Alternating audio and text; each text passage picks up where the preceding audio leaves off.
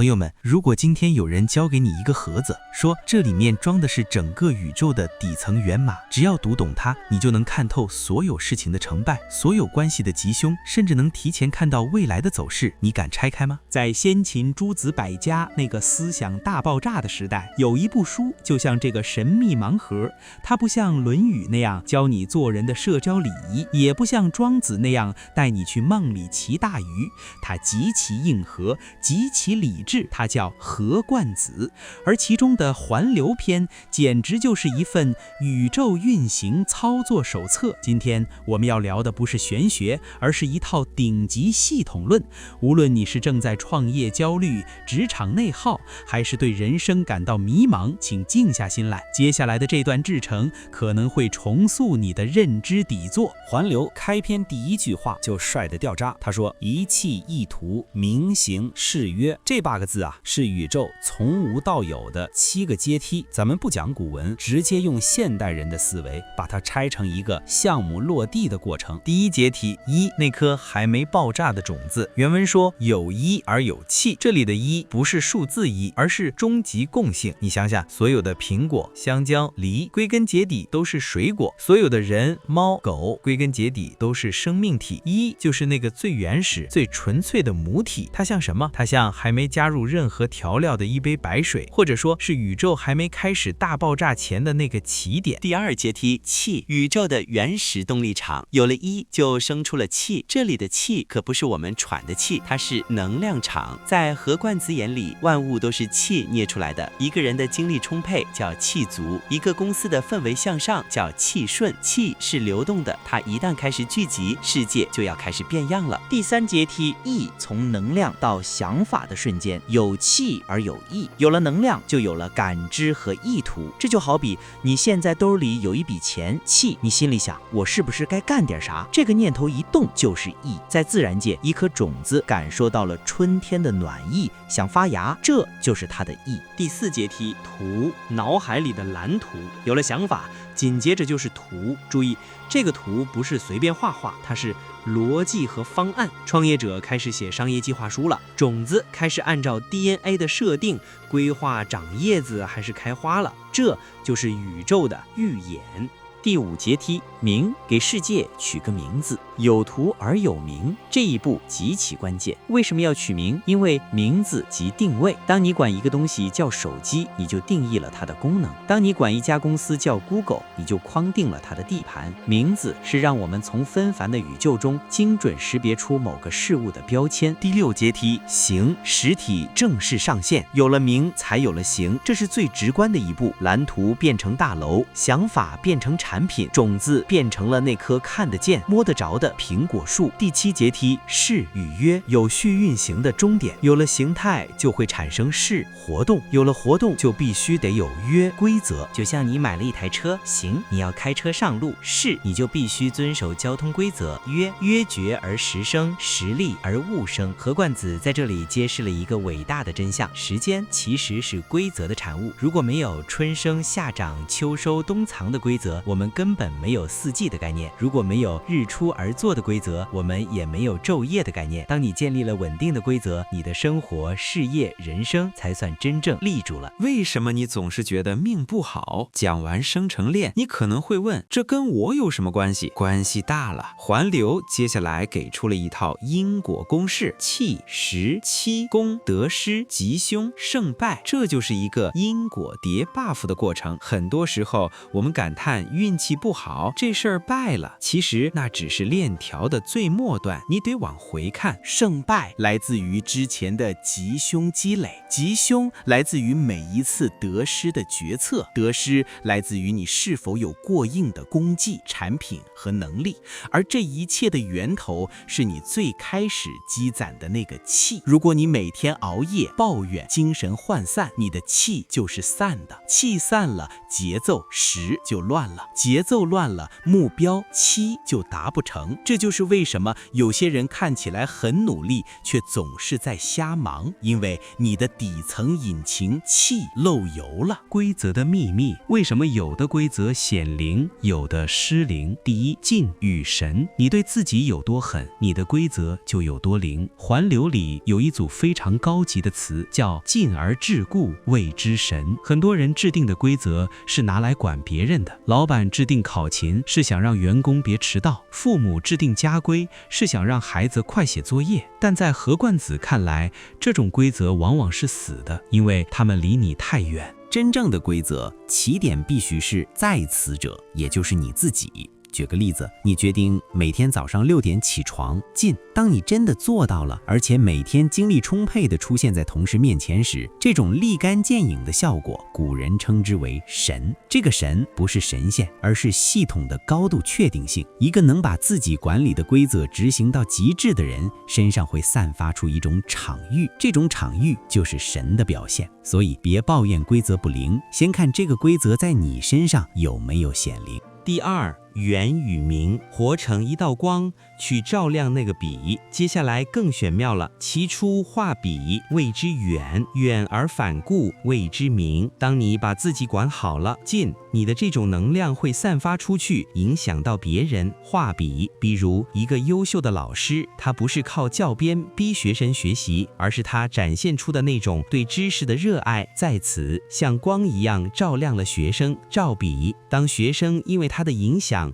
而变得优秀，这些优秀的反馈又反过来成就了老师的名声和功绩。这种向外延伸、向内收敛的良性循环，才叫真正的明。明者在此，其光照笔。如果你是一个领导者，你不需要整天盯着员工的 KPI， 你需要做的是建立一套符合道的系统，让你这道光照过去，让笔，也就是员工，在实现自我的过程中，顺便把公司的活儿给干了。这就是规则最高级的运行逻辑。北斗星的隐喻，认清时机，顺命而为。豆饼，宇宙的总进度条。环流中有一个非常有画面感的段落，可能很多人在课本里见过。豆饼东指，天下皆春；豆饼南指，天下皆夏。这可不是在写作文，这是在讲天时的绝对性。豆饼在天上转，地上的事就得跟着变。这就是豆饼运于上，势利于下。放到现在，这就是风口和大势。20年前，豆饼指向了房地产和制造业；10年前，豆饼指向了移动互联网；现在，豆饼可能正指向 AI 和生命科学。你要是看不见豆饼的指向，非要在冬天去播种，就算你再努力、再拼命、再有一腔热血，结果也只能是颗粒无收。所谓圣人，不是力量比别人大，而是他抬头看天的频率比别人高。他知道什么时候该发力，什么时候该蛰伏。命不是宿命，而是你的出场设置。提到命，很多人觉得是迷信，但环流给命下了一个现代科学般的定义：命者，自然者也。命就是事物的客观规律，是你的出场设置。原文说：“命之所立，贤不必得，不孝不必失。”这句话太扎心了。他是说，规律这东西不看你人品好坏，重力加速度不会因为你是个好人就让你跳崖时不受伤，商业规律不会因为你努力卖惨就让你的烂产品大卖。命是牵引你本质的力量，切己之文。环流把命分成了好几个维度：一日之命，你今天的状态；一年之命，你这一年的运势；终身之命，你这一辈子的底色。你要做的不是去改命，而是去调命。怎么调？4个字：顺势而为。当你的行为生和你的名分名契合了时间时，你的命就是调的，是和谐的。反之，如果你在错误的时间做了错误的事，那就是乖，是背离，结果就是精神俱亡。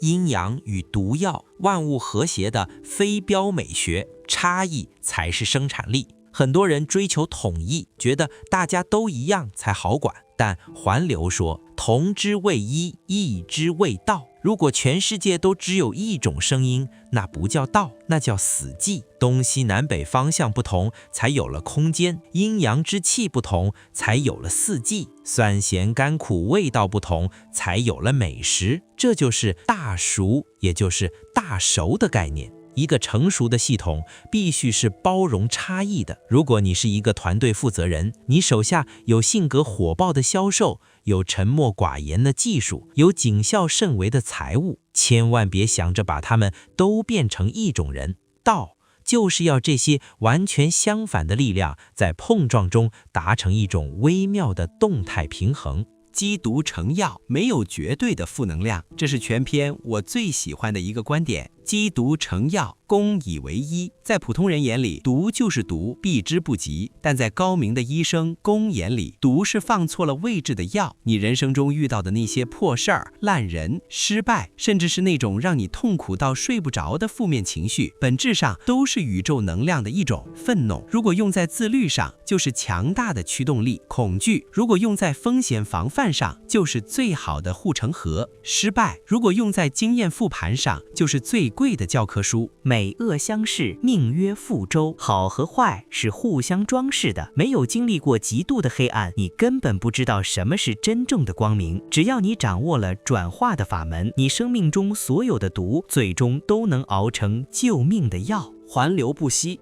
写给现代人的生存启示录。第一，物极必反，别在巅峰时狂妄，别在低谷时绝望。终于到了全篇的终极结论，物极则反，命曰环流。这就是环流这个名字的由来。世界不是一条路走到黑的，而是一个循环往复的圆。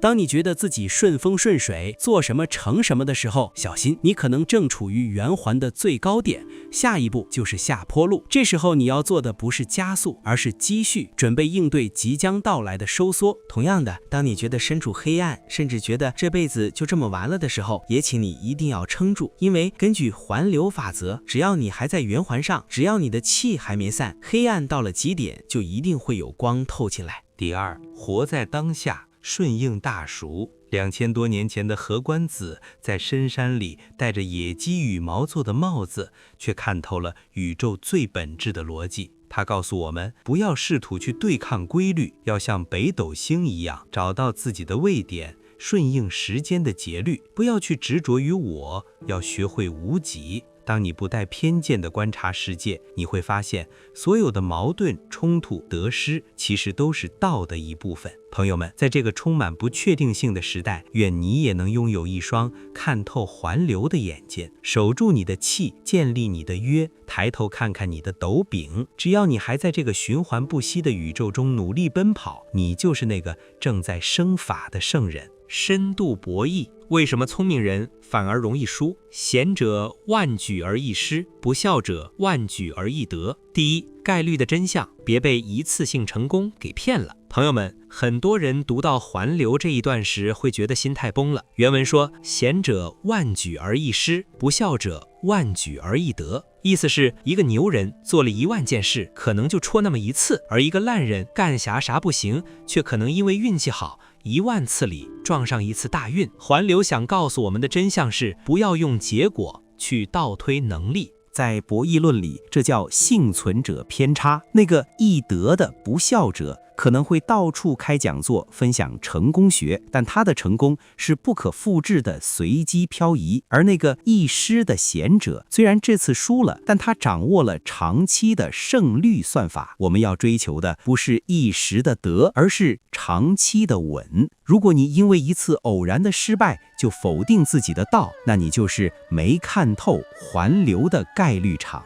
第二，无己的境界，放下你的主角光环。环流里最难懂的一个词叫所谓道者无己者也。什么叫无己？不是让你没有自我，而是让你放下执念和傲慢。很多时候我们失败是因为我们太想让世界按照我们的意愿运行了。创业者觉得我觉得用户一定喜欢这个，这就是有己。恋爱中觉得他必须按照我的方式爱我，这也是有己。当你有己的时候，你就像在宇宙的运行链条里塞进了一个巨大的异物，卡住了齿轮。真正的顶级高手是把自己变成透明的容器，他不预设立场，他观察气的走向，观察豆饼的方位。他不是在改变世界，他是在顺应世界的改变。这就是老子说的无为，也是环流说的无己。只有无己，你才能承载万物。系统清理，做一个公正的生法者。第一，圣人的标准不是完美，而是干净。环流对圣人的定义非常接地气，为圣人究道之情，公正以明。圣人不是神，圣人是那个能把垃圾和干扰项从系统里清除掉的人。在现代职场或家庭中，最可怕的不是能力差，而是不透明和不公正。如果一个领导者制定了规则，却因为私心去破坏它，这个系统的气瞬间就会泄掉。公正是规则的润滑油。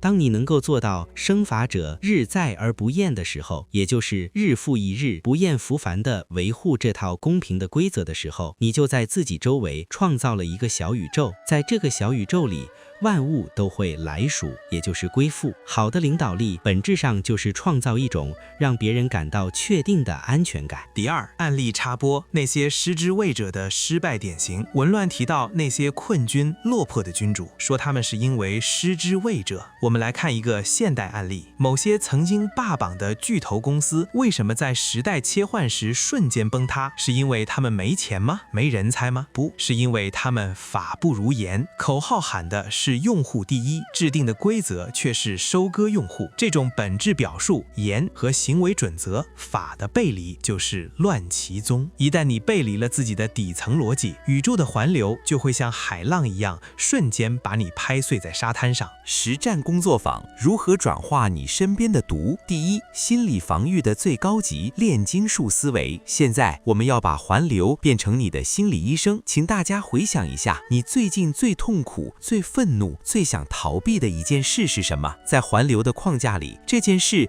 就是一份气之害人者，也就是毒。普通人的反应是咒骂、消沉、对抗，但环流说公以为一。你要做的第一步，剥离情绪，看清毒的成分。比如你被裁员了，毒成分一，丧失收入的恐惧；成分二，被否定的羞耻感；成分三，多出来的自由时间。第二步，寻找转化的触媒。恐惧可以转化成对风险管理的深刻认知，羞耻感可以转化成重新审视核心竞争力的动力，自由时间可以转化成学习新赛道规律的成本。当你能把这些负面能量重新编码，你就完成了一次积毒成药。那些杀不死你的，终将通过环流变成你最硬的铠甲。生态视野，大熟的全局观。第一，每个人都是环流的一部分。环流最后把视角拉得极高，他说五色不同彩，然其为好奇也。这是在讲多样性的美感，也是在讲社会的生态味。在一个健康的社会里，有人是参天大树，负责遮风挡雨；有人是灌木丛，负责守护水土；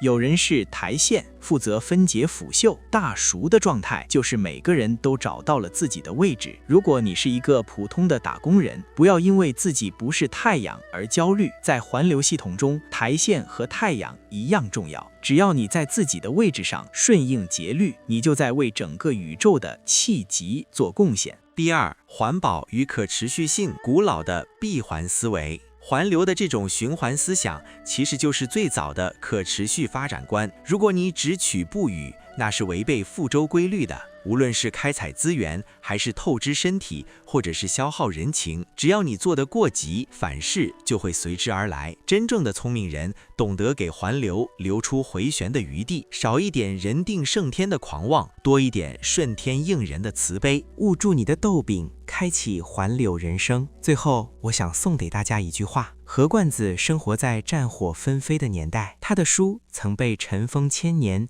被误解为伪书。但真理就像环流一样，无论经过多少黑暗，最终都会回到光明。我们每个人的人生其实都有一把隐形的豆柄。当你迷茫时，抬头看看天，看清时代的风口，看清自然的规律。当你行动时，低头看看星，建立公正的规则，守住饱满的精气。记住，巅峰不张扬，因为环流会带你下山；低谷不气馁，因为环流定会送你回巅峰。在这个加速旋转的世界里，愿你能够拥有一颗无己的心，去看透这万物共生的真相。有一而有气，有气而环流，这就是何冠子留给我们最珍贵的礼物。何冠子，环流。有一而有气，有气而有义，有义而有图，有图而有名，有名而有形，有形而有事，有事而有约，约决而时生，时立而物生。故气相加而为时，约相加而为期，期相加而为功，功相加而为得失，得失相加而为吉凶，万物相加而为胜败。莫不发于气，通于道，约于事，正于时，离于名，成于法者也。法之在此者，谓之近；其出化彼，谓之远。近而至故，谓之神；远而反，谓之明。明者在此，其光照彼，其事行此，其功成彼。从此化彼者，法也；生法者，我也；成法者，彼也。生法者，日在而不厌者也；生成在己，谓之圣人。为圣人，究道之情，为道之法，公正以明。豆饼冬止，天下皆春；豆饼南止，天下皆夏；豆饼西止，天下皆秋；豆饼北止，天下皆冬。豆饼运于上，势利于下；豆饼止一方，四塞俱成。此道之用法也。故日月不足以言明，四时不足以言功。一为之法，以成其业，故莫不道。一之法力，而万物皆来属。法贵如言，言者万物之宗也。是者，法之所与亲也；非者，法之所与离也。是与法亲故强，非与法离故亡。法不如言，故乱其宗。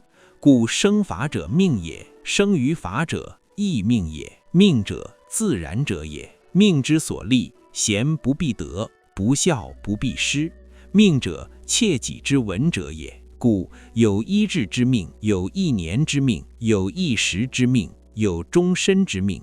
终身之命，无时成者也。故命无所不在，无所不失，无所不及。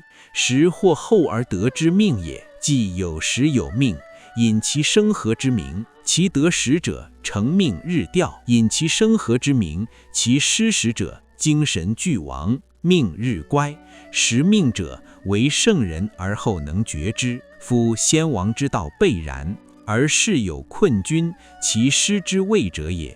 故所谓道者，无以者也；所谓德者，能得人者也。道德之法，万物取业，无形有分，名曰大熟。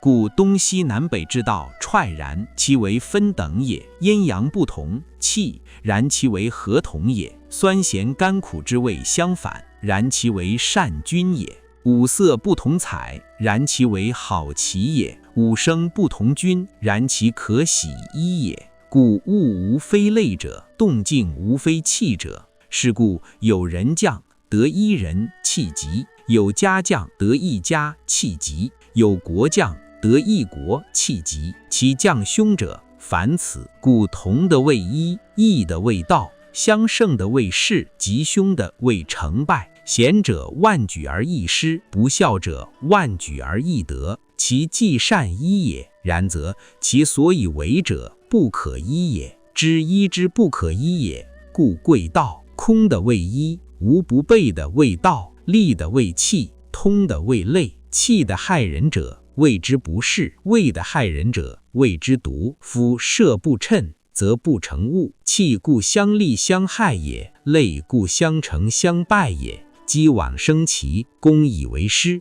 积毒成药，功以为医。美恶相视，命曰覆舟；物极则反，命曰环流。本期解析到此结束。如果你喜欢这种古籍解说，请长按点赞，支持我们挖掘更多这样的古籍内容。我是道物阅览，我们下期再见。